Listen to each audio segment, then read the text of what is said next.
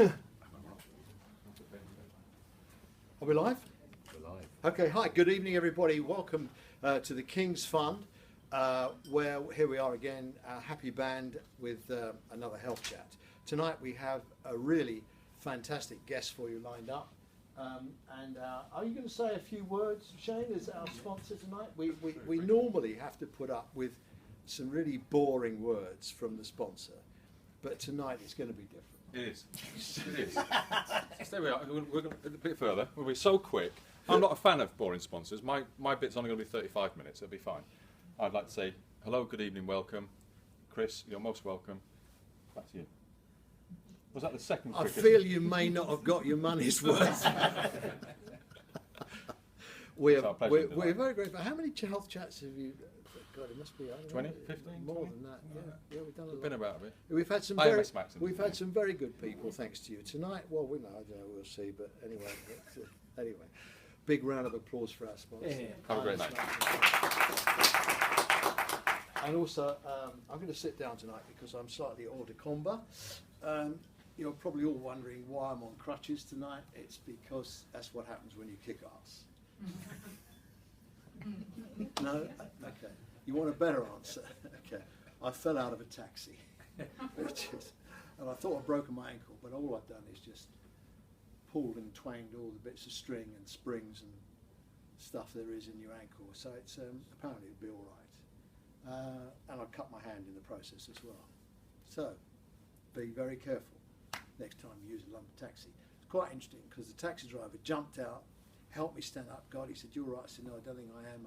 I couldn't stand properly, and this thing was bleeding claret everywhere." And he said, "God," he said, "let me run you to the hospital." I said, "Thanks very much," and he did. And when he got there, he charged me 15 quid. So, big round of applause to London taxis. Right, we've got a great guest for you tonight. Let's get on and meet him, shall we? Ladies and gentlemen, from NHS professionals. Providers. Great Keep start, doing that mate. to us. Great start. I know, I did it deliberately because for some reason or other, I've been writing about Dad's Army for a long time now, and for some reason or other, I got you completely confused with a different organisation. Anyway, it's Chris Hopson. Come and join us. Okay. Thank you. Yeah, just don't shake me by the hand.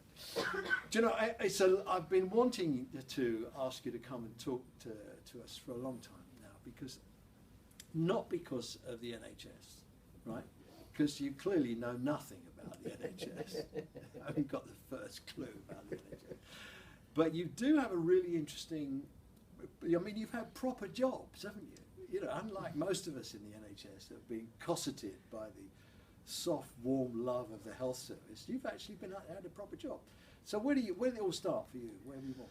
Well, so when I was at university, I got into student politics, and my first job after I left university was working in as an election agent down in Bath. Now that's interesting. Now Bath was a very interesting constituency. It was, wasn't it? Because it was on the edge. It was on the edge at the time. It was a Tory. It was a Tory seat. Chris Patten was the MP. That's right. Yes, and then Chris Patten, of course, lost his seat. Were you there when he lost his seat? We started the rot. It was the time after. So we cut the majority from about 10,000 down to about from 5,000 to about 1,400, and then the next election, Don Foster won it. Yeah, I remember Chris Patten standing shell-shocked because I wasn't an official Tory agent, but I was a Tory agent for election purposes, and I was at Luton South, that you may remember was Graham Bright. Yeah. And Luton South was another one of these bellwether seats, a bit like where you were. And we managed to I got Graham in with a kind of a bit of a comfortable majority first time round, but the second time round, because it was when it all kicked off, and we got him in by 47 votes. Tight. Yeah, it really was, and we did God knows how many recounts, and we finally got him in. But there was a kind of change, wasn't there? There's a whiff of change in the air about that time, about all politics.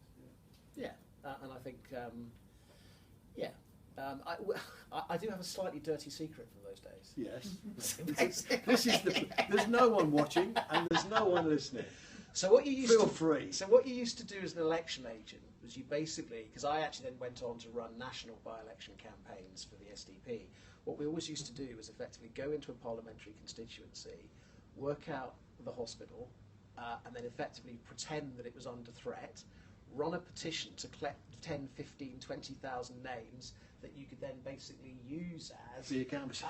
for all of you, or basically to say we're out there to save the hospital. And I have to say it was a very early introduction, given my later career, to some of the interesting politics around trying to reconfigure the NHS. Yeah. So my cynicism for about how politicians are likely to treat NHS reconfigurations knows no bounds because of my very Because early you've experience. exploited it. Yeah, I don't Exactly. blame you. Yeah. That's a good trick, you know. Because the trouble is, I was working for the Tory Conservatives, and we couldn't say that the hospitals were going to close because it would have been the Tories that were going to close the bloody hospitals. Of course, you could do it now anywhere, couldn't you? Really, you could pull the same trick. No, it's interesting. I mean, I think one of the things that we thought was fascinating about the Copeland by-election, which has recently happened, was if you look at the reconfiguration that was going on there, it was interesting that one of the other opposition political parties tried to, and using that rather unfortunate Miliband phrase, weaponise the reconfiguration. But what we thought was very interesting was that there was a very good quality argument being made by the local NHS. So it doesn't automatically mean, it seems to us, that reconfigurations will you're not always able to not persuade the public, because actually I think if you get the facts right, if you make the argument, if you plan well, actually, and you put forward a logical, sensible argument, actually you can win. Isn't that where the STPs have gone wrong? I think we all acknowledge, all of us who are involved with SDPs, that actually we haven't got the public communication and involvement right up front. But they haven't even tried. I think you had two conflicting tensions, didn't you? On the one hand, what you're trying to do is bring together in each local area a complex mix of different players, be it local authorities, primary care, usually a number of different secondary care providers. And to be frank, there was a huge amount that was involved in bringing those guys together to create a single plan. And you can absolutely see why people were looking inwards to try and make all of those relationships work and get to a sensible plan. And then suddenly we went, oh gosh, we've kind of in a sense left, a whole bunch of other people out, particularly, surprise, surprise, local populations. And I think, I can see why there was this tension, but we've now got a lot of ground to recover, it seems to me. Do you think it's recoverable? Yeah, I do think it's. Do you think the damage has been done? I mean, I spoke at a conference just recently about STPs, and I said to them what I say now. It's no secret. I mean, I think they've made a huge mess of the communication strategy, and often communications is just tagged on, isn't it? Whatever we do with it, and we've got to get a communications person. Actually, no. You start with the communications and work backwards. And I'm wondering, really, the failure of the STPs to connect with the public, plus the tensions that are now created around the NHS with the election, and a lot of people will be saying a lot of things. When we get back electioneering, there's going to be a good, fortnight, maybe 10 days, where people are going to turn up the wick because they'll have to. I'm wondering whether or not STPs are damaged below the waterline. Well, I think let's go back right to the first principle, which is that, again, so as you very helpfully pointed out, I came to the NHS late in my career. And I haven't finished with your career. He's done even more interesting things. And I think it's really interesting when you do a new job, you should always try and hang on, it feels to me, to your first impressions, because actually the first impressions tend to be the most accurate, and you do tend to lose them as you get immersed. And one of the thing that I felt most about the NHS as I started to go around visiting is how incredibly fragmented the delivery structure is on the ground. You've got GPs here, a bunch of single-handers, federation, emerging partnership. You've got community provider, mental health provider, acute hospital, you've then got the local authority, you've got social care. And one of the things that just absolutely struck me straight away was the need to, if you're going to plan health and care properly, to actually bring that very disparate structure together and actually get people to start talking to each other and effectively plan in a much more collaborative system-wide way. So I think my answer to your question is I don't think we can afford to let the STPs wither on the vine, because actually I think they're the best game in town. I don't think it will wither on the vine. I just think that they'll just accrue even more hostility and make the job even more difficult for themselves. Well, I think it's very important that people should feel a sense of they can make a difference if they actually invest in. I think another point you made, which I completely agree with, is if you invest in the communications, if you invest in the consultation. Again, so you probably know from my career, a lot of my time's been spent in communications, and part of my role when I was in the communications world was creating quite complex communication campaigns to kind of communicate things to the need for change to different bits of the general public. The observation I would make is, if I think about how much time and effort we invested in doing some of that communications, and the amount of kind of professional resource and time and expertise we put into it versus what the NHS does, and I couldn't agree with you more about your comment about it's too often a bit of an afterthought. It's underinvested in. We don't have the right communications professionals. It's not entirely surprising to me. And it's political. Yeah, it is. I mean, look at the situation now. We're going through a period of an election. It is claimed that the NHS can't do anything because of PERDA. Mm-hmm. Now, the PERDA rules are very clear. Mm-hmm. It doesn't impact on the NHS. It's got nothing to do with the NHS. Mm-hmm. The PERDA rules are guidance, custom and practice for Parliament. Mm-hmm. Fair enough. And there's guidance and rules produced for people who are on a civil service contract. As no one working in the NHS is on a civil service contract, it doesn't apply to us. It applies to us because we have acceded that it will apply to us. And look at the palaver that they've just gone through with NHSI, was monitors, his official title is. They want to publish what is actually quite good news about the deficit. I mean, I don't know if you can ever have good news about losing hundreds of millions of pounds down the back of the sofa, but the figure is, I can tell you what the figure is, it's 720 million. And you won't deny that, because I know you know it too. So the deficit is 720 million. It should have been 800 million. And it was 883 at quarter three. Yeah, exactly. And the same time last year, it was what, 2.45 billion. 2.45 gazillion. So we should actually be saying, Jesus, there's a lot of money down the back of the sofa. Haven't we done well? So, but no. We know they tried to publish it. We know that they got stamped on by everybody, including the Department of Health, and in the end it was just too difficult and they gave up. But we should be publishing it. We should be saying we are in, if NHS was Monitor is an arm's length body, they should be saying, thanks very much for your advice, we're going to publish it tomorrow morning. Where they come unstuck was, of course, that they didn't have a pre-planned date for publication. Make a note to the communications department. Have a schedule. And I think they will. They are now, I think, intending to correct that. The other thing to just. Would you have published? I think it's very difficult. If you're an arm's length body, you obviously want the right relationship with your sponsoring department. If your sponsoring department is saying to you very clearly, as we knew the Department of Health were, you can't publish it. If you have a bunch of people in your, and I thought you did make a quite important point, Roy, which effectively is rare moment coming up. We may have to film this twice.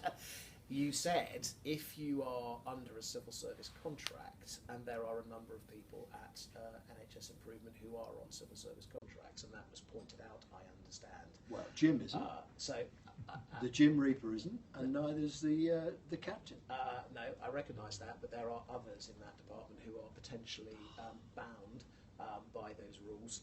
I don't think it was a particularly happy episode. We were You're starting to sound like a civil servant. What are you doing? Well, I used to be, if you remember. We were going to come on to that bit of my career. We were very pleased to be able to. What are you talking about? We were very pleased to ensure that information got out into the public domain. And again, thank you for saying, Roy, because I completely agree with you. We should recognise the achievement that was made to hit that figure. It's astonishing. Well, that was my view. I mean, at the beginning of the year, I was saying we do really well to get I had under a tenner on $1 billion. Betfred that it wasn't going to be anything like that. So we said anything under $1 billion would be really, really good. I remember having a conversation with Jim right at the beginning of the year where I said I thought my guess was we'd be something like probably beginning with a 9. So to begin with a 7 and a low 7, I think is a great achievement. Yeah, and the thing do you think it's true? Well, so the How much of it is real? So the answer is by the terms. By the terms of how you create your end of year accounts. Yes, Anybody studying the civil yes, service, you're going to love this. Yes, it Off is. you go, go Yes, it is real. But we've been the ones, Roy, who pointed out that we think there's at least $1 billion of non-recurrence in there. Exactly. And again, you've chaired a trust, so you know what it's like. You can land on any figure you like. Yeah, and I agree that basically I think we all try and sometimes pretend that end-of-year accounting is a science when actually It's an art form. there is rather more art than one might suspect. Yeah. But none of that cuts across the fact there's a lot of hard work at the front line to reach that figure. When I ran a trust, it's a long time ago now, we used to have to make an 11% return. You weren't around in those days, no. I don't think. Anybody here in the room that remember the old 11%? 11% return. You're a good man, right? There's somebody here in the audience that knows. We used to have to land on 11%.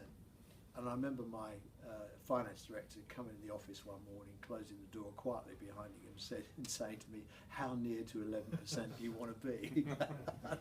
And I said, I want to be on the money. I want to land that helicopter on the deck in a storm.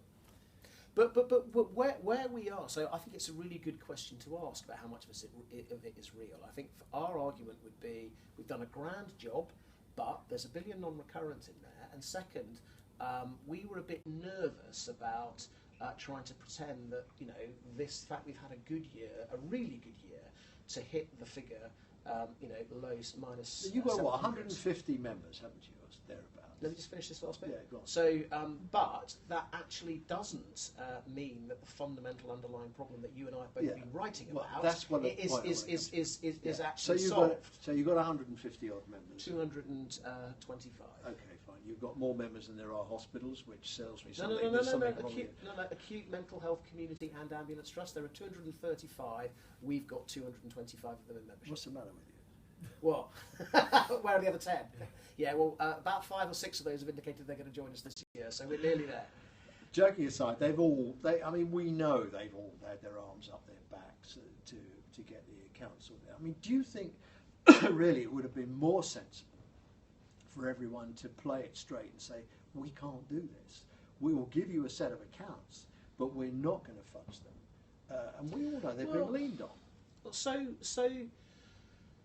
don't we know? Doesn't the nation deserve? Well, hang on. Doesn't the nation deserve to know where its health service is? It's no good at people like me and you going on the telly saying the NHS wants more money. They say, well, actually, you've reduced the deficit. You're doing very well. Go and find some more to reduce. We just made a rod for our own backs. So again, we've got some tensions here, haven't we? I completely agree the importance of being open and honest about what is going on. Yes, Minister. And I think you've acknowledged in your writings that we are one of the people who tells it as it is.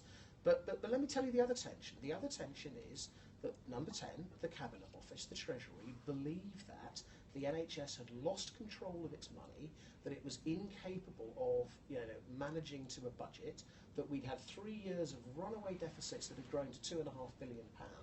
And the single most important thing that we were told at the beginning of last financial year was you have to get those budgets under control, you have to stop the runaway deficits, you have to demonstrate that you can deliver. We will help you and support you to do that. We will give you an extra £1.8 billion in a sustainability and transformation fund to do it. But boy oh boy, you better deliver at the end of the year. So it was absolutely vital that we should deliver. That was the consequences of the 5-year forward view, wasn't it? Really, there was a trade-off there.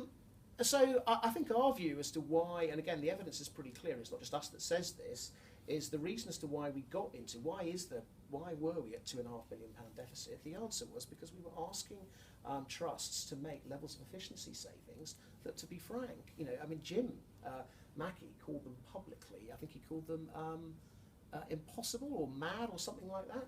So, it wasn't entirely surprising that we'd run up that level of deficit. But why? Why? You see, it tracks back, doesn't it, to mid-staffs? Well, there's no doubt. I think you're right to identify that one of the pressures on the money was that after mid-staffs there was huge pressure on trusts There was a to big ensure that we had the right levels of staffing. And again, when I talk to senior leaders inside providers, what they said is you do get sometimes that sense of pendulum swinging backwards and forwards, and there was a real sense prior to mid-staffs of you absolutely had to make the money right. Then after mid-staffs, you've absolutely got to get the quality right. And of course, the reality is, as it always was, is you've got to balance the quality and the money and try and do both. It just seems to me that we make it difficult for ourselves by being less than honest. If you look at the causes of mid-staffs, the consequences of mid-staffs were horrible, and the consequences were poor care and all of that. I just want to frame what I'm going to say so people don't misunderstand what I'm saying. But the causes really went back to the time when there was a huge political pressure for trusts to become foundation trusts. Monitor was Monitor's predecessor, put the bite on trusts and said, you've got to balance your books and you've got to become an FT. And so it's pretty clear they took the money out of staffing costs, which is the easiest and quickest way to do it. We both know that. And it sort of went wrong because of this hell-bent effort to get everyone to become a foundation trust. Quality went down the toilet, and we know the rest of it. Well, if I may be so bold, Roy, yes. I don't agree with you. Really? No, I don't, because there are Anyway, it's been very nice to meet you. Thank you all very much, and it's been a great evening. A round of applause for our guest. There were plenty of foundation trusts. You wouldn't be the first. There were plenty of foundation trusts who basically did manage to make the money and the quality.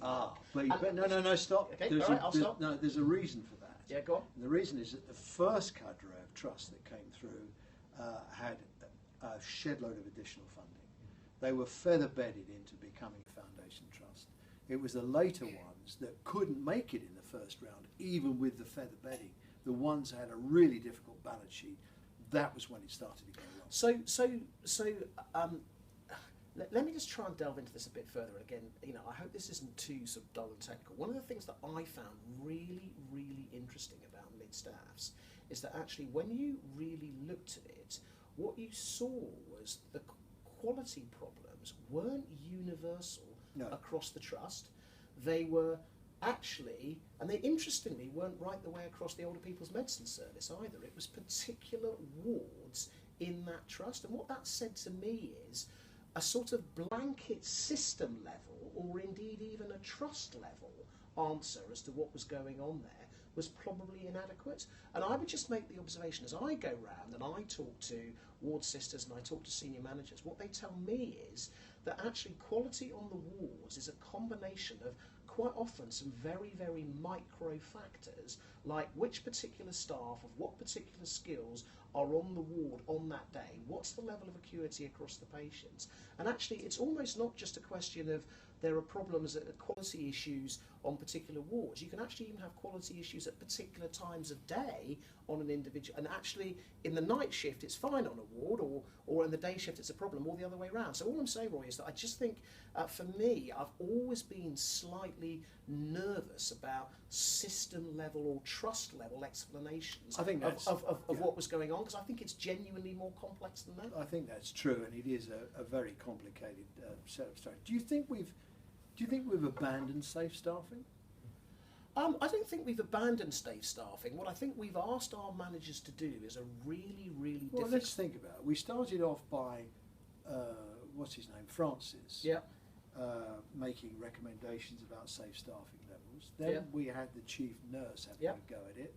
Then we've had NICE having a go at it, and they got pulled off from doing it. And then the chief nurse and friends had another go at it, and they got called off it. And now we've got, I don't know where we go. So my argument to you is, in the end, this is an organisation. So of 1.3 million people, of which 900,000 work in the sector that we represent. The answer is, do you trust them or do you not? And my observation would be that if you buy my argument that quality is about a series of often kind of micro things that are happening at a very, very micro level, it seems to me that yes, of course, it makes sense to put some kind of national framework in place, but in the end, we have to trust the judgment of the trust board and the ward sisters and the managers in between about asking them to make the judgment within that national framework of what is an appropriate level of staffing. And what they'll tell you is that on some days, actually 1 to 8 makes real sense, and on some services it makes real sense. On some other days, given the acuity, given the kind of balance of skills, you can probably afford to do something slightly different. But do we have a workforce that you can flex in that way? Well, we don't have a workforce that you can flex in that way. That's the issue. I had a personal experience where I was visiting on a ward, and it was a female medical admissions ward. They had the 1 to 8 running. It was right, and the nurse was in the middle of a ward round. They had an admission with an elderly lady with dementia. She got very frightened, and it all kicked off, and the thing was just unmanageable. The ward within seconds, it became unmanageable. And I remember saying, well, shouldn't you be calling for help? This is a red flag. And I think we're in the days of the red flag then. This is a red flag, isn't it? And she said, oh God, she said, I don't even know who to ring. I said, well, listen, there must be a duty manager. It was a Sunday afternoon. Mm-hmm. There must be a duty manager anyway. So I rang the hospital switchboard and said, I want to see the duty manager on the ward. So I rang outside to get in, and eventually the duty manager turned up, and I said, this is, they need help. And she said, oh yes, and she kind of recognised me and said, certainly. And so next thing we know, the healthcare assistant turns up to help. So I said, well, that was a bit of luck, wasn't it, to have a spare healthcare assistant? Where'd you get her from? She said, oh, on the next ward.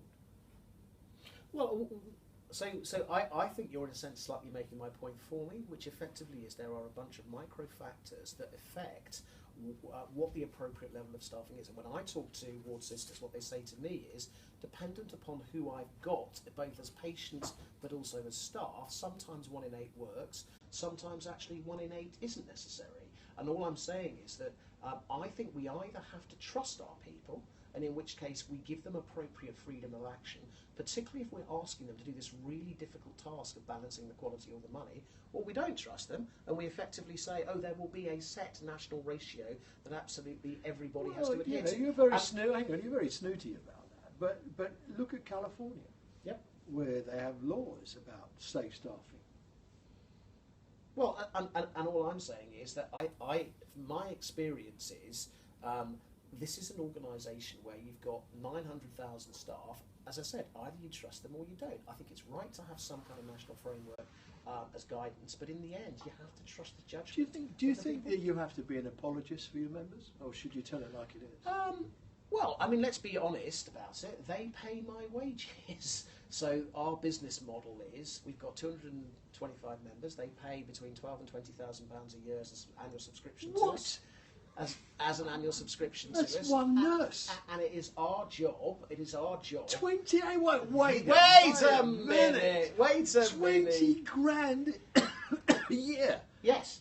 What for? So for 3 different things. The first is to act as the voice of our members.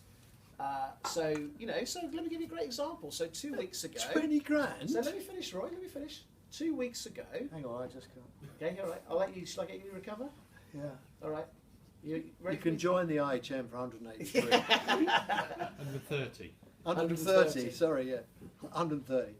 So, as you saw 2 weeks ago... 20 grand. All of the newspapers were piling in on the NHS, calling our managers incompetent because we were on the end of an international malware attack So we had They editorials. were. We had editorials in the Daily Mail and the The Telegraph. patch was sent out on the 27th Yeah, of and- April, and your lot didn't put it in. So Roy, why don't you come and talk to some of our IT teams and some of our chief executives who will Ooh, tell you? I don't go anywhere who near will the tell health you- service. Who No, will tell no. you? Who will tell you that actually they put the patch in and they weren't running XP And it and they didn't still work. got hit. Yeah, I know, So- I saw that. Oh, hang on. So, Stop. there was a lot of nonsense talk. Yeah, well, basically it is about, interesting because the only newspaper to cover that was the Times, wasn't it? Mhm. Times said, and I think one of the more spiky computer online magazines said the patch didn't work. So it worked in some places, but not in others. So all I'm saying is, yet again, I'm afraid, dull. This is rather more complex than it might first seem. It seems to me your organisation is full of chaotic members who can't march in step. No, our organisation is full of fantastic healthcare providers who Yeah, are doing yeah. a brilliant job.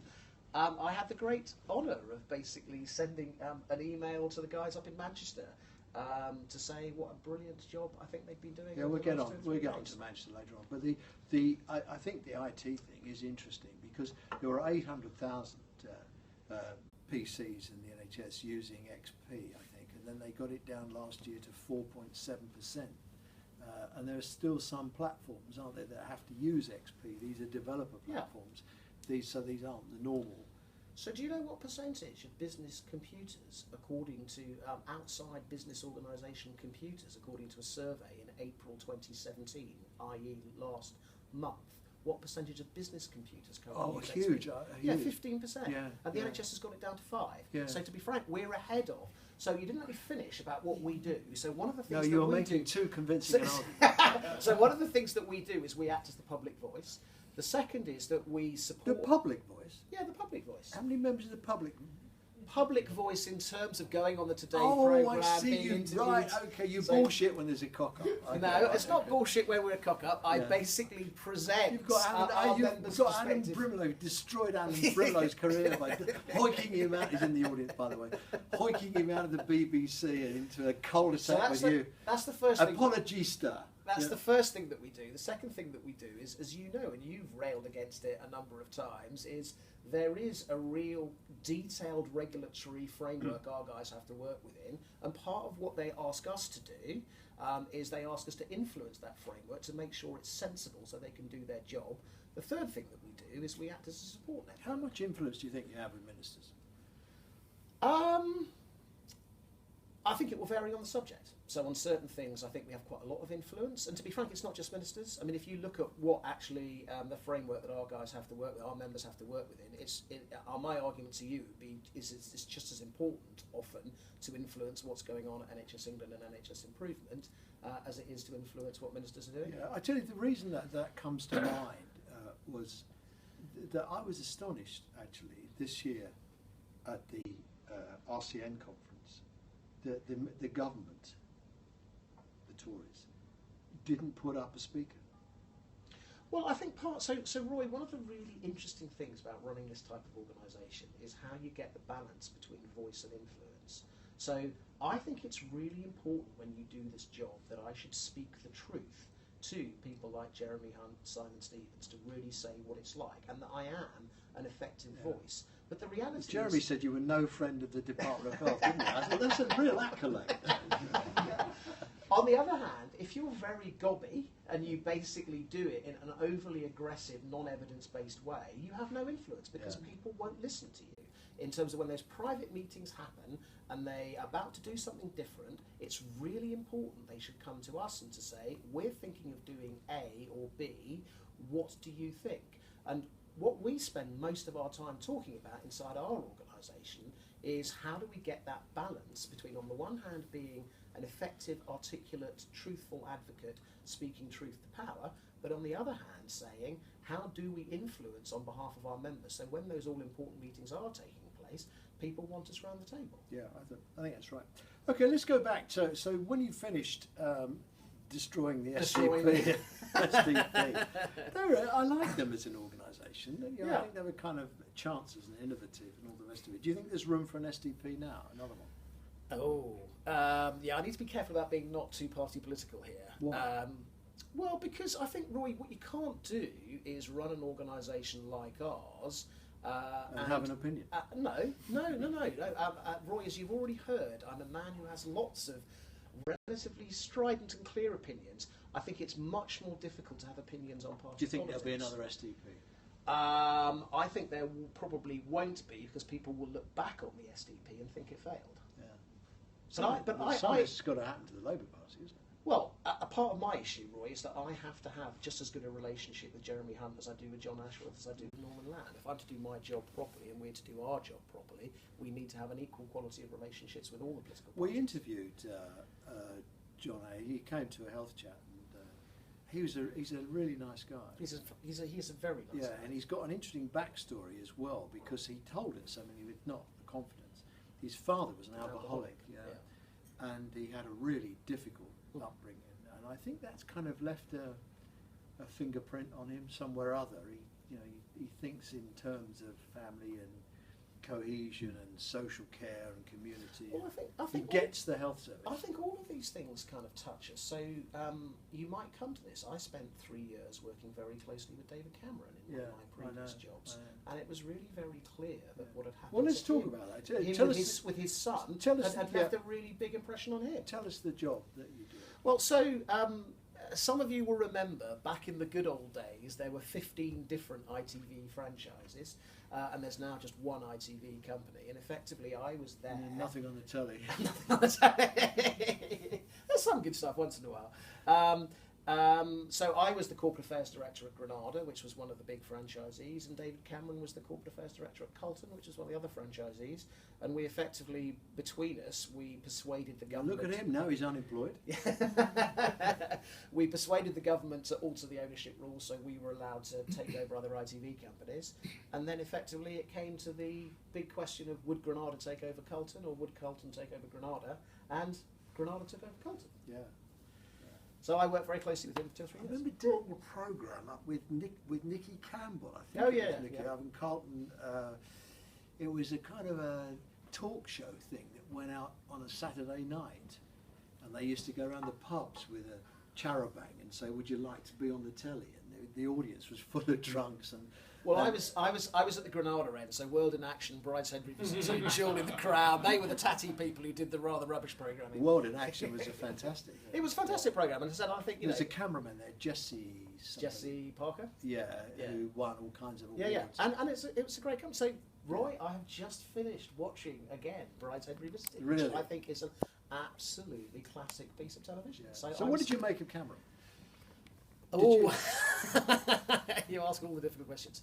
I thought he was very bright. He was very intelligent. Was he? Yeah, absolutely. But was he really? I mean, what was interesting? He was that clever myself. What was interesting was that clearly politics was his game. He wanted to go into party politics. He was already, when I first met him, hunting for a seat.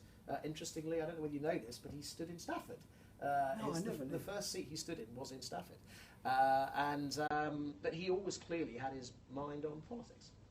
But was he any good? Yeah. Not that good, though, was he? Well, there is. I think he did a good job for what he did. Well, we had some interesting kind of times. So one of my favourite stories, this is an anecdote, is obviously when you get into contested takeover battle, as we did, there is a little bit about briefing against the other side. And I subsequently discovered when I read the biography of him that he used to ring up the journos and said, "What's Bunter said to you today?" So I discovered that basically afterwards, somewhat to my surprise, he'd been running around briefing against our company, but basically saying, "What's Bunter been up to?" Which I thought was an interesting way of doing things. Welcome to the real world, Captain Mannering. Yeah. So, okay, but you did another job at the Treasury as well. So, actually, Her Majesty's Revenue Customs. So, basically, when I joined back in, which is also... Hang on, half the audience has just left. Really, really fascinating organisation. 120,000 people when I joined it. And if you think about some of the really, really big businesses in the UK, like, Lloyds Bank, Tesco's, you know, no organisation's got 100% market share, but the whole point about HMRC is it has got 100% market share. And actually, it's very much, most of it is a customer service organisation. And just being in an organisation where it was going through a very, very big change. So my last job was, I was in charge of 12,500 people across 150 sites, of which 10,000 were in 20 contact centres from St Austell right the way up to Dundee. Knew them all by name. No, I didn't know them all by name, but effectively what I think you learn about is some of the complexities of running a big delivery organisation, when, to be frank, you can't always get it right. And when I look at some of our chief executives and I think about the operational pressures on them, one of the things I found really interesting and I felt I learnt about was what it's like running something that's really quite complex with a lot of day-to-day pressures. And if you get it wrong, actually, you are potentially, you know, causing some real difficulties. So one of the things that we needed to get right was if we didn't deal with our tax credit inquiries correctly, then people couldn't put food for the kids on the table if you were a tax credits claimant. So important stuff. You did go through a tricky period with that. Yeah, no, I did go through a tricky period with that, and I found it a slightly frustrating experience, which effectively was that in the first year of operations, one of the things you learn very quickly about customer contact, is that you generate a lot of it yourself. So when we send out, as HMRC, when you send out those gobbledygook letters, surprise, surprise, you get a whole bunch of contact in. So what I did was, which seemed to me a perfectly the obvious thing to do, was we went to the guys on the front line and said, please show me which letters and which paragraphs generate the most calls. And effectively, we stripped out something like 10% of our phone calls. So we got it from 100 million down to 90 million within the space of a year by just identifying the gobbledygook and getting the letters rewritten. What then happened was we introduced a new computer system, and one of the things about contact centres is that you tend to get a fairly high staff turnover. So we took the staff turnover in terms of we didn't replace on the basis that we thought we'd cut the contact by 10% so you could take 10% of the staff out. We introduced a brand new computer system and my customer calls doubled. So I'd actually managed to get rid of 10% of, get rid of is the wrong word, but we've managed to reduce the calls by 10%, reduce the staff by 10%, and then suddenly the call volumes went up by 50. So not surprisingly, the performance absolutely dropped through the floor. Mm-hmm. So, but you know, I would venture to suggest to you, I always think you learn the most when things are going wrong. Yes, well, you must have learned a lot. I did. Yeah. So what's going to happen, Chris, after the election? The Tories are going to get in, I think. I don't think you need dance around like a fairy on that one. Were the Conservatives to be re-elected, yeah. Yes. Pretty sure they're going to get back in. How did you get on with Ben Gummer? Very well. Bumped into him in the street the other day. He and I were exchanging pleasantries over was the he manifesto. actually walking in the street? He was walking in the street. What? Not being carried? Not being carried. Shoulder high? He was... one of the rather interesting things about our office location is the Tory Party Conservative HQ is just round the back. Yeah. So we quite often bump into people. Yeah. He's an interesting lad. His dad, of course, was Seldom Glummer. Yeah. Who force-fed his daughter on dodgy...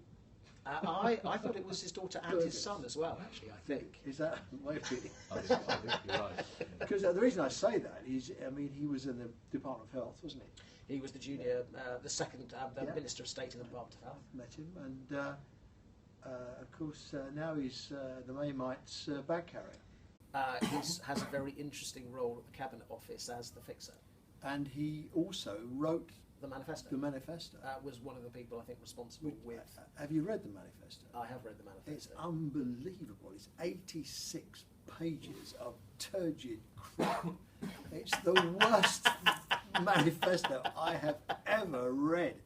And you contrast that with the Labour Party's manifesto, and I'm not making this as a political point, but if you contrast it in terms of just pure presentation, there's a delight to read, and the Lib Dems, of course, have a bit of fun with policy, but it's just, I couldn't believe. And did you try and read the Tory manifesto on a mobile phone?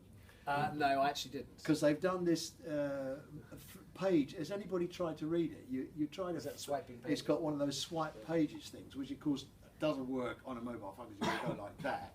and then you can't go back a page, and it's just overly complicated. It's some silly boys in the IT department showing off, and it's just unreadable. I can't think what would possess them. Anyway, the reason I was talking about Gummer was because he's going to be the Secretary of State, isn't he?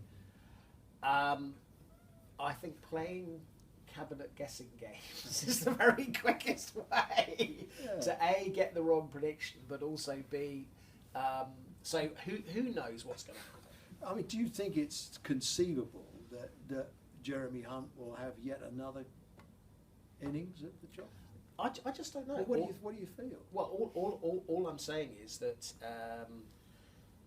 there's a pretty clear set of statements in the manifesto about what they want to do next. In that sense, I mean, clearly each individual Secretary of State will to a certain extent shape what they want to do, and you can see that Jeremy's had a real emphasis on patient safety, which I've publicly said, actually, I think we have underappreciated as a service. Actually, I think he's done some really important things in that. But in the end, I think you've got a manifesto to implement. So there's only so much difference that an individual There's not Secretary of much State in the to make. manifesto, is there, really? I mean, a lot of it is a continuity of stuff we're doing now. Yeah, What are the eye-catching things? Well, but I think there's some interesting things. So the bit that I just thought was particularly interesting was the whole section headed holding NHS leaders to account. Yes. Which I thought was an indication, perhaps. Is that when you put your fees up?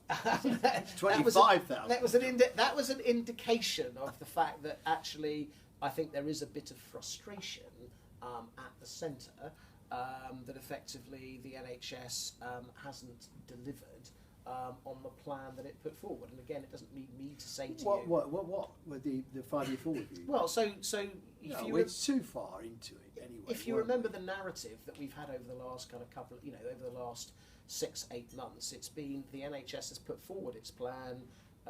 It's taken 8 billion extra funding, but there seems to be a question about why the NHS isn't delivering on it. And all I'm saying is, we would assume that if the Conservatives were to be re-elected, that effectively there will be quite a strong focus on delivering against the plan that was put forward, which is why, Roy, just to jump back about 25 minutes, it was really important that we should demonstrate that when asked to reduce that deficit down from 2.45 billion to a reasonable figure, we can clearly demonstrate we have done that, because I think that's the way you build Well, credibility. I'm not so sure. I mean, I think there's another argument there. I mean, we all know that the deficit, the figures have been, people have been taken into a quiet room and waterboarded to get the numbers that we're at. They're not real numbers, and they're not been arrived at by the process of natural accounting.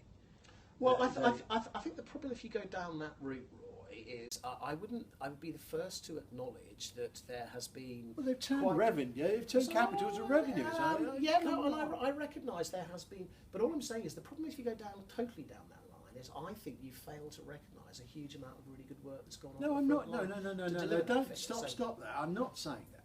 I'm as big a fan of the NHS and its managers as you are, because we run the IHM, which is the only real organisation that represents the voice of working managers in the NHS, and it's only 130 quid to join. 20 grand. Get it?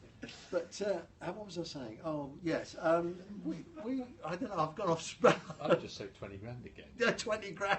Oh, having a laugh. There is a fine line, isn't there? It's a difficult thing to do. Do you go along with the desire,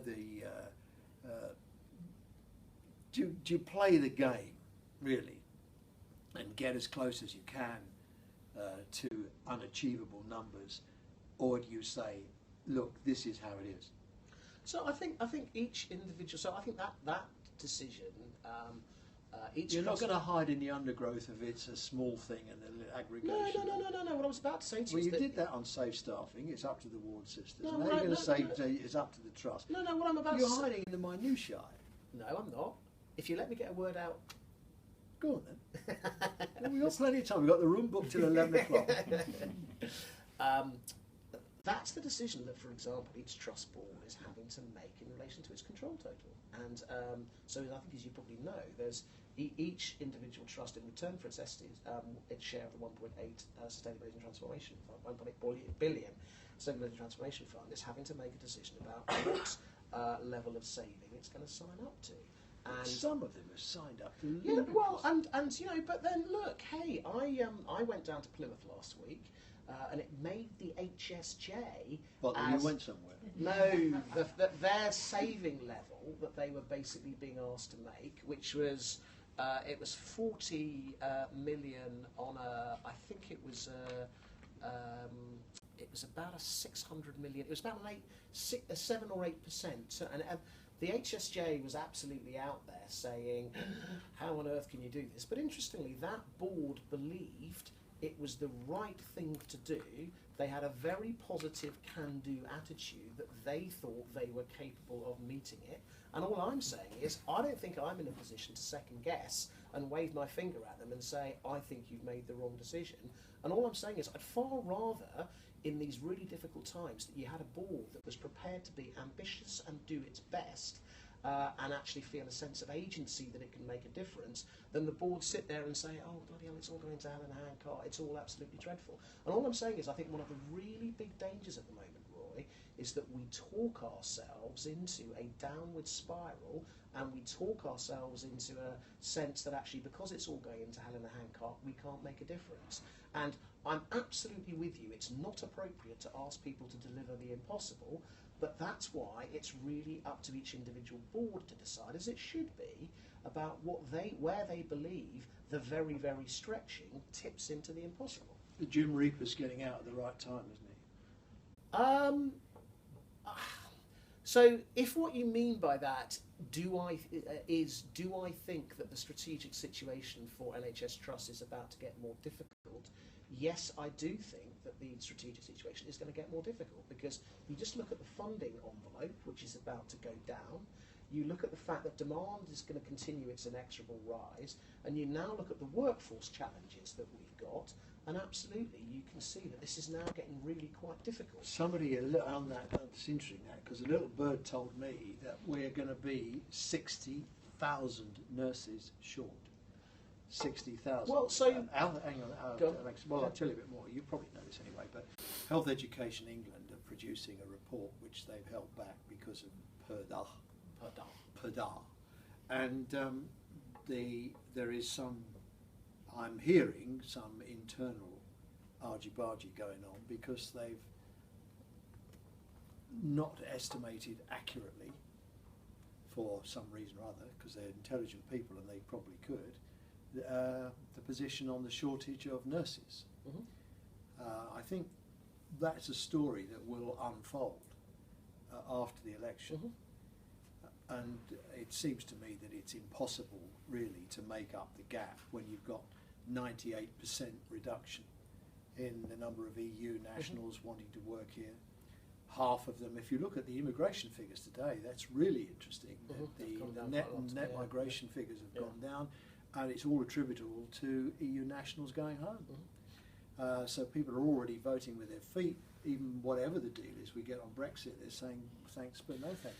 But no, just to finish the point, because it's a real challenge for your members to know how to square the circle on employment and nursing, because as I say, I'm told that the real figure is going to be we are 60,000 nurses short. We've got huge pressure on agency nursing. Try to resort to bank. Certainly some measure of de-skilling nursing, or less qualified or different style of person is going to have to come on the ward to replace the nurses. It seems to me that being an employer is going to be very difficult. Well, so what we find very interesting is that when we talk to our chairs and chief executives, what they're saying to us is they now think the workforce challenge is the single biggest set of issues they've got. And I think, as you know, we've spent a lot of time talking about the money over the last 2 or 3 years. There's now a real sense that actually the workforce has overtaken the money, Well, we've got as to the biggest point set where of there's no problems. point in talking about the money, is there? I mean, Yeah, we- because we- however much money you throw, you know, if you can't find the staff to basically spend the extra money. But is that you there? get- There's more to it than that, isn't there? I mean, we banged on about the money. No one's listening. We're in a bloody great big hole, and it seems to me that however much money, I mean, well, Anita Charlesworth's work that she's just published, which I'm sure you've read. I mean, effectively, she's saying none of the political offerings will ever get anywhere near getting the money back on track, and there isn't really any prospect of getting the money back on track. So, in a sense, there's no point in talking about the money because nobody's interested. The next thing is, okay, well, what do we do about the nurses? And I don't know, well, you can't get on Amazon Prime and order a box of nurses. I don't know where you're going to get the nurses from. Well, and I think what's happening is that some of our far-sighted members are effectively saying they recognise this is going to be a big problem, but they're taking responsibility themselves. Well, So- they're Lancashire are training Yeah, their so own. precisely, that's exactly where I was going to go. So Lancashire are training their own, Bolton, led by a very, very good ex-chief Joe nurse, at Milton Jackie Keynes is training his own doctors. Exactly. So what we're saying is, again, very good example for me about if you feel a sense of you can make a difference yourselves, then what you'll do is you'll set up the arrangement with the local college, the local university, and you'll say, right, what can we do to make this a really attractive career option? And again, I was talking to, I forgot who it was now. Actually, no, it was the guys down in Plymouth, actually. Interestingly, they teamed up with 2 or 3 secondary schools, and they were effectively going right in at the beginning, just as people were beginning to think about careers, and they were saying, look, why don't you really, Yeah, really I was think somewhere about, where you know, they get the kids in as well. And Exactly, they- and all I'm saying, Roy, is that in theory, with a population of whatever it is, 60, 70 million, it doesn't seem to me to be hugely over-optimistic to believe that if you make the effort, you know, there is enough of a pool to be able to get people in. But this is why we were doing this big on the Today programme 2.5, 3 weeks ago, is we have to make sure that the pay is competitive and the jobs are attractive. And the problem at the moment is, A, we're 7 years into a pay freeze, and secondly, the job is becoming more stressful and more difficult. Well, do you think the pay is the issue? I mean, I'm on a terrible, tricky ground here because the RCM will say nurses are 16% behind because of the length of time they've not had a pay rise. But if you do agenda for change, if you put that, because people are still getting a raise on agenda. 50% of people don't get the income. Yeah, but 50% do. Yeah, no, I recognise that. And the average nurse is earning over 30,000. Well, all I'm saying, Roy, is that. But is pay a real issue? Well, 30,000. well, it certainly is. It certainly is. If you're talking about inflation going up to 2.93% and effectively 50% of your staff only getting a 1% pay rise, and housing costs rising, etc. And again, if you've referred to the Anita Charlesworth work, if you look at that work and you make the comparison between, you know, she rebased at 100 and looked at how much private sector was going up, how much public sector was going up, but then looked at how much healthcare salaries were going up, and you know, I think I'm right in saying that by 2021 we're talking about something like a 6% real terms Right. cut. Well, no government could make that up. That's a whole 5-year. No, and I recognise that, which is why, you know, we were out there. And it depends on the economy. Yeah, no, I recognise that. But all I'm saying, Roy, is that one of the things that we found slightly disappointing about the general election debate is certainly the governing party did not set out in its manifesto whether it did or didn't believe that the 1% pay cap was sustainable to the end of the Parliament. And hey, it's not just me saying this. The pay review body, which is the independent body charged with looking at NHS pay, in its last report that came out in February, it basically said the idea that you can make this, pay cap last until the end of the Parliament, when the end of the Parliament was in 2020, not 2022, it can't happen. But we're still getting, or we were getting, when the bursary was in place, we still were getting 5 applications for every training place. Now the bursary's gone, we're still getting 3 applications for one training place. If you look at the supply side, it's not being interrupted by throttling off the, salaries. I would have thought a bigger issue is yeah, I do, because what I don't get is, you talk to nurses. I mean, I just don't know how nurses do it. I honestly don't. They do 12-hour days, Yep. 3 days back to back, and then And then go and do some agency and shifts. then a lot of them, because they're earning more than their old man. Yeah. You know, some parts of the country, you know, the average wage is 23,000 or less, and they'll go and do a couple of agencies. Shifts. You know, I honestly. Hopefully bank rather than agency. But yeah. Well, yeah. But I think that, you know, we say, don't we? You know, a lorry driver can't drive for more than 9 hours. Yeah. An airline pilot can't do more than 20,000, something, 2,000 hours, isn't it, flying a year? Yeah. But a nurse can work until she drops. And you're pussyfooting around with safe staffing. I mean, what we've got now isn't safe. You can't tell me that a nurse at the end of the 3rd day, on the 11th hour of the 12 hours, the 36 hours she's worked, pretty much back to back. I mean, you get up at 8 o'clock in the morning, you leave at 8 o'clock at night, you get home by 9 if you live locally, you grab whatever it is that the kids have had left for the tea, you say hi to your old man, you get him back, you get in bed, you wake up in the morning, you get the kids off to school, and you go back to work. Firstly, it's not a life. Secondly, it's not safe. And your members are doing it. Well, so Your sweatshops. So you're being provocative. So what? What? Honest. He says, yeah. Butter would, this is the butter wouldn't melt in my mouth look. I just got a very sore foot. So, 2 or 3 things. First of all, I absolutely agree with you in terms of standing back in admiration for what our nurses do, and I think they do an absolutely extraordinary job. Cut their hours. And much like you, I do wonder as I go round and as I talk to people about that idea of doing the 3 12-hour shifts and then doing the agency and the bank shifts. It's not afterwards. safe, is it? Well, I'm not going to say that because. Well, it isn't. Can you work for 36 hours back to back effectively? Well, all I'm saying, Roy, is that I don't think I am in a position to basically say it's safe or unsafe. What I am saying is, well, because clearly. So, as a real simple example, CQC are going round and inspecting places and saying they are outstanding. And we may get on to the CQC because I know it's one of I your... don't talk about them anymore. They're not worth talking about. Who are going round... They'll be gone soon. Who are going round and inspecting and basically saying that people working that shift patterns, they're being given outstanding, including for patient safety. So I'm not going to second guess that judgment. What I will say is, the second thing I wanted to say is, I don't think it's quite right to call our trust sweatshops.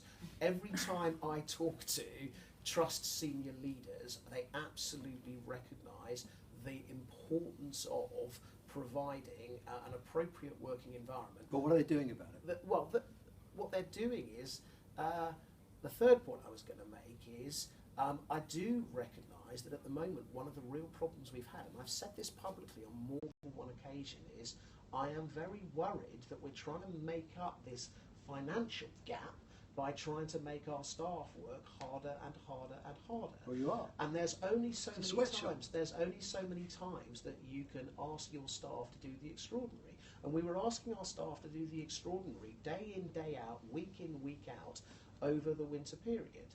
And I recognise that you are getting people who are leaving the service because they find the jobs impossible to do, and there's a real sense of burnout. But all I'm saying, Roy, again, you chair the trust, you know what it's like in terms of how you're trying to manage these competing pressures of, on the one hand, provide the right quality of service, secondly, exactly as you just said, a number of workforce shortages, but thirdly, doing it within a very constrained budget where, to be frank, there isn't enough money in the service. How are we going to get the waits down? It's about 380,000 people waiting for a hip operation.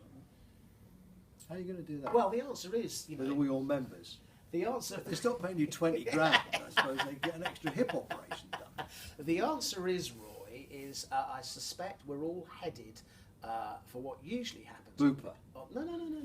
What usually happens on these occasions, which is governments don't like to enter the next general election campaign with a large waiting list, and they basically bung a bunch of money at the NHS. I remember waiting list initiative money. Yeah, precisely, in the 2 years before the general election. Yeah. So we were kind of assuming with the old general election timing that we were about to get but we estimate, I mean, this is one of the shocking bits. We produced a document where we pointed out what the task was. If you wanted to deliver everything that we are constitutionally required to deliver in 27-18, then effectively we would have had to have spent somewhere between £2 and £2.5 billion I'm not surprised. to get the waiting list back to the 18-week constitutional requirements. Well, they're now saying that the waiting time, the waiting list might be 500,000. But it's just if you take 400,000, which is roughly what it is, and that's spread across all elective procedures. So say the average elective procedure is, I don't know what, I mean, cataract is 800 quid and an uncomplicated hip is about 5, so it's hard to find an 8. 8 5 is 13, 2 is 6. So let's say the average is somewhere around a couple of £1,000. 2,000 times 400,000. It's a shed load of money. Well, it is, and there isn't that much money in the world. Well, and what we're basically saying is, and this is not me that's saying this. This is the waiting list guru Rob Findlay, is that you do slightly. Yeah, Rob writes exclusively for NHS managers once a month, which you can read free, unlike the Health Service Journal, which has been the same pricing school as his lot. So one of the things that he says is one of the potential downsides of letting the waiting list grow is that effectively it costs a lot more money to then come back afterwards. Because you do it all at overtime rates, don't you? Well, it's not just about overtime rates. It's also about clearly conditions worsen. And what you'd like to do is have a run rate that basically if we had enough staff, we could sweat the assets. I mean, I go back to Gordon Greenshield's day. Anybody remember Gordon Greenshields when he used to be the director of finance for the Department of Health? In those days, one of the big six used to put someone in for 2 or 3 years under secondment, and Gordon Greenshield was a bit of a laugh actually. He was a good guy, a bit of a bon vivant, a bit like yourself. We had a laugh, but he tried to do the waiting times, and they in the end they just gave up, because although Gordon used to say we need to sweat the assets, but the thing is we've got the assets, we can't sweat them because we didn't have the staff in those days. Well, but what we haven't really, what I think we're skirting around and haven't really directly addressed is this fundamental point, which is we are about to see, and we're beginning to see the beginnings of this, an explosion in demand. 70 years old is a very good proxy for the age at which your consumption of healthcare starts to dramatically I want you to increase. be very careful. As we can demonstrate, because you fall out of taxes and you need to start. But 70 years old is a very good proxy. I've consumed more in the last week than I have in my entire life. Anyway, let me just finish off. And so basically, we know there's a big baby boom after 1948. 1948 plus 70 equals 2018. We're beginning to see the bulging demand due to the post-war baby boom. And we're really struggling. No, you're wrong. Because the baby boomers are healthier, they're fitter, they've had a better diet, they've looked after themselves, they're net savvy. Thank God the baby boomers will save the NHS. But we're still going to be at a point, Roy, where... And they've all got Bupa. But we're still going to be at a point where we're going to have a significant increase in demand. And the fundamental question we need to ask ourselves as a nation is... are we going to invest more in our health service to cope with that demand? And if we don't, the reality is we are by definition going to have a worse quality of service. What do you think of the dementia tax? What do I think of the dementia tax? If you're talking about the Conservative manifesto proposals on social care... Yeah, the dementia tax. I think we all know it's one of those... It was a cock-up, wasn't it? Well, let me just finish. We all know it was an absolutely classic example of one of those really difficult, knotty problems that our politicians seem to find it very difficult to come up with a long-term answer to. Andrew Dilmot spent a long time coming up with a reasoned piece of argument. You may agree with it or disagree with it about what the answer was. I think full credit to the government for saying they wanted to grasp that nettle. I suppose I think for me it's a bit disappointing, not from a party political sense, but that effectively the answer that was kind of put together seemed to crumble relatively quickly, because whatever happens, we have to find an answer to this question of how are we going to cope with this massive rise in demand. They panicked because of the responses they had on the doorstep that weekend. That was why it got changed. And in my view, they panicked too quickly. I think because I don't think people really understood that what was being proposed as an alternative, a floor rather than a cap, or whichever ceiling or cap, however you want to describe it. So everybody's going to get left with 100,000 quid, right? Yep. So if you've got a property that's worth a gazillion, you're still going to have to pay for your care, but you won't eat all of the resource.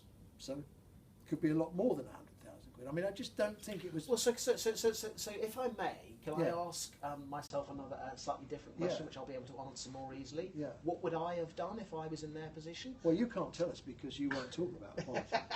No, I can tell you what I would have done, which is I think is very different from asking me to pass comment on something somebody else has done. What I would have done is I would have stuck to the original plan, which effectively is to issue a green paper later on. But they said they were going to do that. You know, they always say they're going to do that. June. But I would not have tried to come up with, in the space of a 3 or 4 week period, which is all I had to write the manifesto, I would not have tried to solve a very complex policy issue in the space of 4 weeks. I would have basically gone through with the proposal in terms of creating a green paper and had the debate then. And I think, and it's clearly a very complex, difficult debate. But fair credit, fair play. At least we're now beginning to have the discussion around that issue, which is one of the really, really big issues I think facing us as a nation, which is how do we deal with and pay for all of that extra care that is going to be needed. Yeah. It's dementia's the big issue, isn't it? I mean, getting old, we all get old. Well, some of you do, I don't, but some people get old. And then we can't, even young people have accidents. The tough nut to crack is dementia, isn't it? And we're nowhere near a solution on that. I remember Cameron, I thought your mate David Cameron came close to recognising what the issue was. And there's almost a sort of requirement to make it a national imperative, isn't it, to say to the pharmaceutical companies, this is a national imperative, and in some way or other to encourage them to do more or redouble their efforts to find us a solution to this. I mean, it's an organic illness. There has to be a solution. There always is. Yeah, and I think for me, I think what it absolutely illustrates is the fact that disease burdens and disease patterns change, and we do need to then ensure that we have a flexible NHS that is capable of, following up those I rather patterns. dismissed your thing about the baby boomers, because I do feel that they will come through having a whole different legacy, a lifestyle legacy. Yeah, but to rather make your point, is that as we get older and we kind of know what happens to us up to about 78, which is the average life expectancy. And as Bruce Keogh pointed out to me the other day, that I've got 8 years left, if I was average. And you're clearly not average. No, absolutely not. So we kind of know. But after that, 78, we're in uncharted territory. Yeah, but the basic point, though, is, so this is an argument we were having the other day in terms of, how many healthy years do you have before you then enter that kind of 6-month period where something extraordinary like 70% of an individual's lifetime health costs tend to get consumed in the last 6 months of life. So to be frank, even if you're right, and we live long, healthy lives as the baby boomers until we're, say, 85 as opposed to the current 78, the reality is we're still going to have those last 6 months. And one of the things we've been having a really interesting kind of conversation about, and I'm very interested in it. There's a very good book by Atul Gawande called Being Mortal, is the degree to which we currently have over-medicalised the last 6 months, and we seem to be spending very large amounts of money effectively keeping people alive in conditions that, to be frank, if we probably had a grown-up, mature conversation with them, they probably wouldn't be, want to be kept alive in. So I finished my latest book last night, and it's the new Henry Marsh book, the second one. The first one was Do No Harm, the second one is Admissions. And the point he basically makes is we've got to have a grown-up discussion about stuff like that, because that is what is driving levels of kind of healthcare costs that we simply can't afford. Yeah. And we're trying to shift them into primary care, which of course is not your bailiwick, but we're trying to shift them into a very unprepared. Yeah, but I'll tell you what's really interesting to me, Roy, is sorry, I'm going to sound enthusiastic. Last couple of years is the degree to which our guys are saying that they now absolutely recognise that unless we can get primary care right in the local system, however hard our hospitals, community, mental health, ambulance trusts work, they actually can't do their job properly. And the bit that I'm really intrigued by is wherever I go now, wherever I visit, and Plymouth was a great example, they very kindly did a dinner for me with the local hospital team, but round the table was the leader of the local GP partnership, and we were having a really interesting conversation about how the local hospital was really trying to dramatically step up the quality of its relationship with its GP partnership, because it absolutely knew that unless it got primary care right and it made its contribution to ensuring primary care stepped up to the plate, it couldn't do its job. So I think you're right to say that 5 years ago the vast majority of our members would have thought primary care was none of their business and it was over there, but I'm very intrigued now by how nearly all the members I talk to are now doing stuff ranging right the way from Wolverhampton that I visited about a year ago. It's now taken over, I think it's 6, GP practices, which gives them something like 60,000 head of population, where they're actually able to now do a whole bunch of things because they've got under the same roof. So it moves us on, really, doesn't it, to the accountable care organisation. Mm-hmm. They changed the rules so that trusts could buy practices out. That's the direction of travel. CCGs probably might exist, 5 years from now?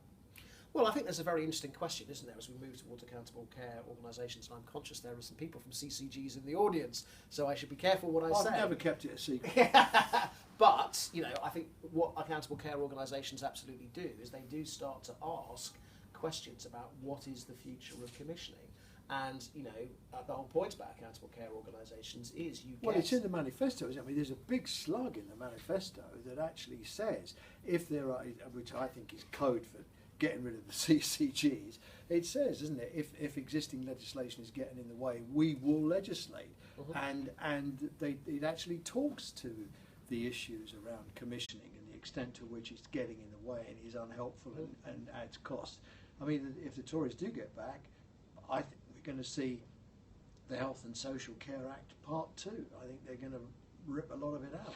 Yeah, I mean, I think what's interesting is that you're clearly seeing some organisations who are going down that path very fast. Yeah. And, we talk about Northumbria, we talk about Frimley, we talk about potentially Devon, and you can see that happening quite fast. And Salford is another good example. I'm interested as to how consistently everybody else will travel at that speed. You see, it's interesting because you mentioned a handful of trusts there that are always at the leading edge of everything. Mm-hmm. And it's always true. I mean, if there's something new in primary care, Everything is doing. They're always like the well-known top performers, and they always come to attention. And you're right; it's the extent to which, dare I say this, the bog standard district hospital is able to emulate or even lead. Yeah, but we just need to be careful. Again, I'm just really struck, Roy, as I kind of go round about how much really good and interesting work is going on in your bog standard DGH. Well, I travel around a lot, and I see people are kind enough to let me go and visit their organisations and see what they're doing. And like you, I always come away impressed, and I always come away thinking, do you know what? If only we could bottle that and do it everywhere. Yeah. And that's a bit why we built the academy and we share best practice. I'm conscious of the time. We're coming up to the buffers of time. Has anybody got anything they'd like to add, to comment on, to say, to bring flowers because of my poorly foot? Chocolates? Yes. Who is this young girl that's just come in? Is starting her career in the health service. Please tell us who you are. Hi, Chris. Thank you very much for subjecting yourself to Roy Lily's grill.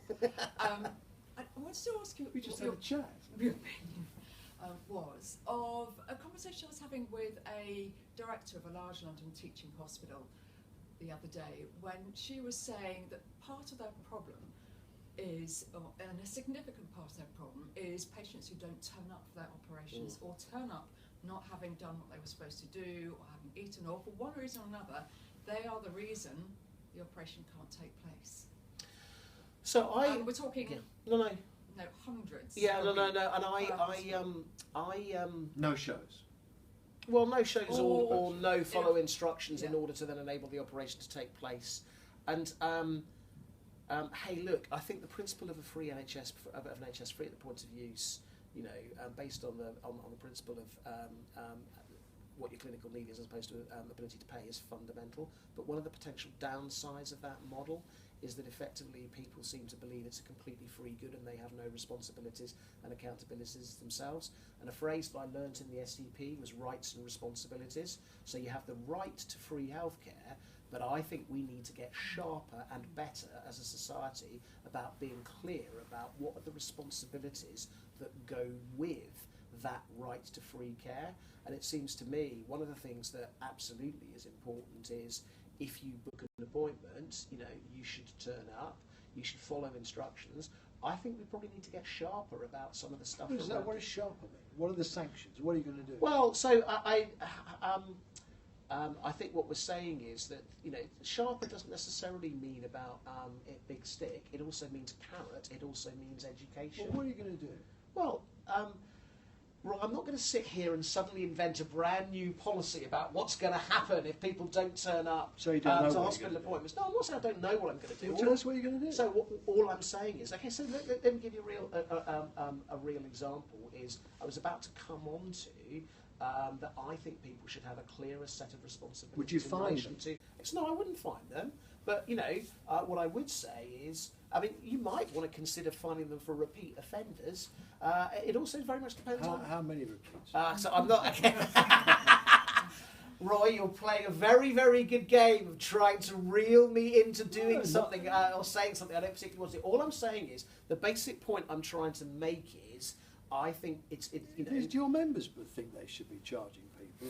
No, but part of the problem, again, you're very good on this, you know, is that effectively, whenever people start saying charge, they completely forget about the friction and the admin cost that's involved in collecting small amounts of money. Well, you know what happened when you get some pensioner that doesn't turn up for his GP appointment, and the next thing you know, he's on the front page of the Daily Mail. War hero has debt collectors at the door for 10 quid. He didn't pay to the GP. But Roy, it's not a goer. What do you mean? Now, what do you mean by sharpen? Look, you've done this to me 6 minutes. We've got 6 minutes left. What do you mean sharpen it up? I want to know. Define sharpen. What I mean is that You know what you mean. I do know exactly Well, tell what I us. mean. I will if you let me get my word in Go on. edgeways. So what I'm saying is that one of the things that I think we need to invest more in is explaining to people clearly what their responsibilities are. And what I was about to say was a very good example is that I think there's some stuff around when we're at school being told much more clearly about exercise, about eating, our own eating habits, and a whole bunch of taking responsibility for doing what we should be doing as patients, rather than just saying, hey, you know, the NHS, it's a free good, we can have whatever we want. It's not. The NHS is not a free good. Well, it is. Any more than the police are a free good. It's what taxpayers pay for. What we don't have, I don't think, is a good relationship with tax. If you go to I mean, the blonde who's not here tonight, I was talking to on the phone earlier today. She was in Copenhagen the last couple of days, and she was saying that everybody pays 50% tax there. Mm-hmm.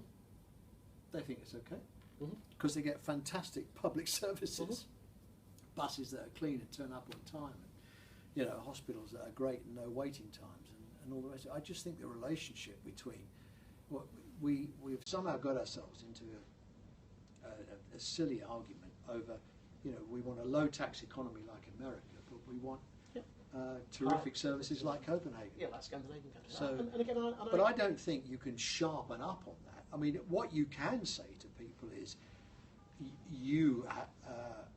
which you can't say to them, can you? Unless you go over to a system, which is where you do pay, right? So you say, okay, we're going to change the whole basis of being a GP.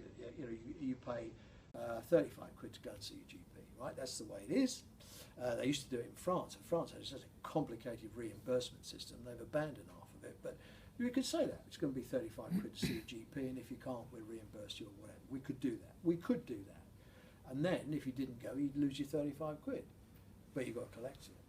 Yeah, and what we're saying is, and again, Simon Stevens is quite interesting on this. And sorry, and you did ask me to genuflect every time I say Yes, when you say Simon Stevens, you must do that. Yeah. So basically, Simon Stevens, I think, is really interesting on this in terms of if you work. I'm not for one moment advocating that we should move to a health insurance system, but he himself says that he is a personal example of somebody who was incentivised by the health system in America to effectively to exercise more, eat less, and effectively lose weight. And all I'm saying is that if you just have a health service in which everybody thinks they can pitch up whatever illness they've got and they've got no responsibilities that go with that, right, I think you're effectively missing a trick by not emphasising that people have some responsibilities that go with the relationship, access. the citizen's relationship with the state, and that's of course a generation away, really. Are there any questions on Periscope? If I can just squeeze Yes. 2 or 3 points We'll have together. a composite question. Yeah. The composite question is, how do we engineer an informed public debate about what we should do about health and social care? Not the money. That's a great question. So, Keyword is informed. yeah, no, and I completely agree with that. And my It's called nervous. the election. Well, the problem is, Roy, I mean, you tell me, do you think we're having an informed debate about the health service in this election campaign? Name me any election campaign where we've had an informed debate.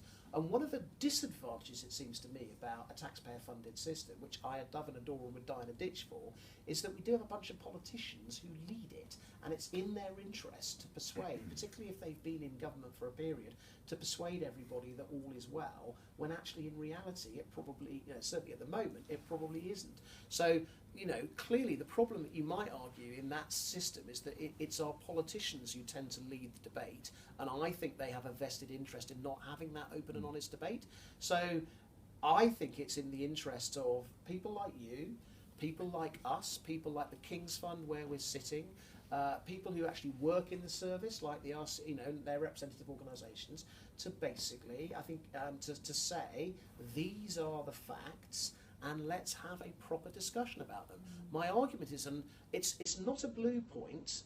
It's a point that applies to all politicians.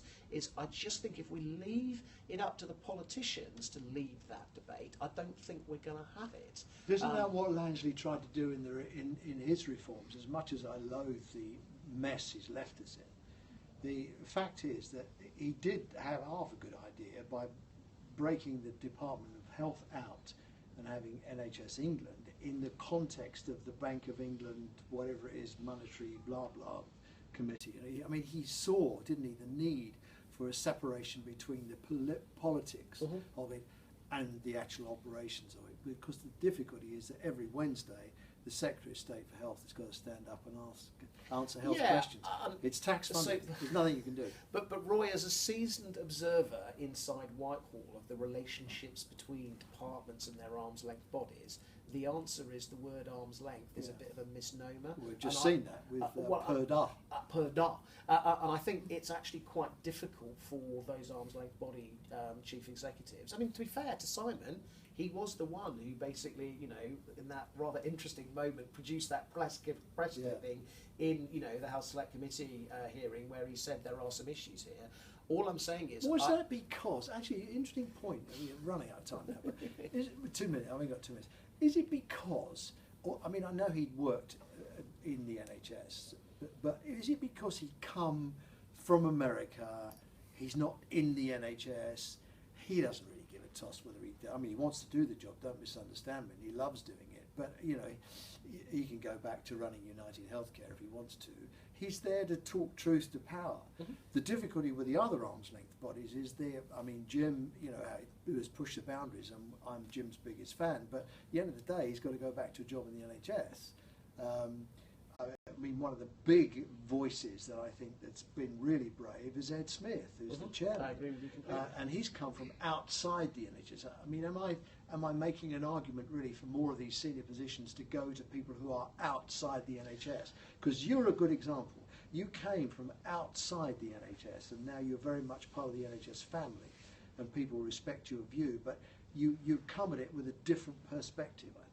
Well, I think any system benefits from having people who offer an evidence-based, and that's the great thing we've got, is we get to talk to the 235 trust leadership teams. I think any system benefits from having people who've got the evidence base to speak truth under power, to say what's really going on. And I do think it's really important that we should have those voices, and they should be valued. Back to the question on the debate. I don't know what that debate is. You and I can talk about it. I can write to my 300,000 readers a week, but I'm like the vicar preaching to the choir, because they're all in the NHS, or they're all involved with the NHS, or they all care about the NHS. I don't know how you have that debate around. I mean, to be honest, I don't think it's necessary. I think that it all went wrong in 2010 when, for understandable reasons, the coalition government panicked and cut everything. The NHS was doing quite well in 2008, 2009, 2010. It was when we had flatline funding from 2010 to 2015, which hobbled the NHS. And from 15 to 23, as it's going to be, it will cripple it. We need to get back to sensible European funding levels. Well, we you know, I mean, the debate we need to have is, going back 10 minutes, is if we've got this bulging demand, which we know we've got, are we going to put more into our NHS? And if we are, how do we fund it? And if we don't, are we prepared to accept that the inevitable consequence is a worse quality only Norman service? Lamb's had the courage to say put taxes up, hasn't he? I rather thought the Labour Party would have done more around taxation and funding, but there we are. Look, I'm really sorry, because I could carry on talking to you for a lot longer, but we are up against the buffers of time. Have you had a good evening? You enjoyed it? Yeah. What do you think? Is it worth a round of applause? I think you've been a superb guest. Now, we have a little tradition that we always like to give our guests a gift. It's a bottle of whiskey, but it's special whiskey. It's Welsh whiskey. Welsh whiskey. Welsh whiskey, which is the best whiskey in the world. Thank you very much. So apologies to any Scots here. It is the best whiskey, yes. And people often say to me, Roy, how on earth do you write a column almost every day? And I say the answer's in Penderyn. Yeah. So I hope you enjoy it. We've enjoyed your company. You've been a fabulous guest, and you've been a real sport, and absolutely one of our top guests. And thank you very much. Thank you very much. Right, let's all go and have a drink. I think you've earned a drink. Yeah, thank you. Thank you.